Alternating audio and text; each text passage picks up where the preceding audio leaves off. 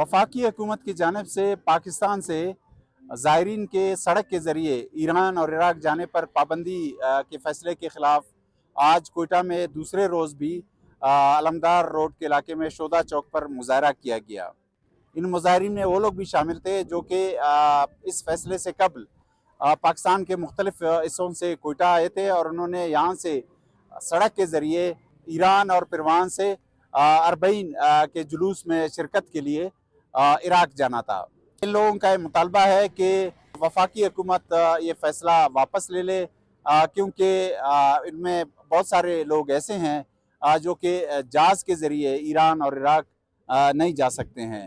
परेशानी बहुत है क्योंकि हम 2 दिन हो गए हम आए हुए हैं। हुकूमत को चाहिए होता पहले बता देते तो हमारे लिए भी आसानी होती। अब यह है कि सारी आवाम इधर बैठी हुई है और बाकी लोग भी आ रहे हैं, वीज़े वगैरह लगाए हुए हैं।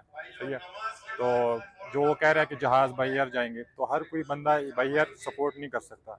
वफाकी वज़ीर दाखिला मोहसिन नकवी ने इस हवाले से जो ट्वीट किया है उसमें कहा गया है कि वफाकी हुकूमत ने इस हवाले से बलूचिस्तान हुकूमत और जो सिक्योरिटी से मुतल्लिक इदारे हैं उनसे मुशावरत की है और ये कहा गया है कि ये फ़ैसला लोगों की सलामती की खातिर लिया गया है।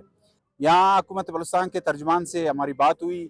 उनका ये कहना था कि ये फ़ैसला वफाकी हुकूमत का है और वफाकी हुकूमत ने इस हवाले से जो फ़ैसला किया है बलूचिस्तान हुकूमत को इससे इत्तफ़ाक़ है।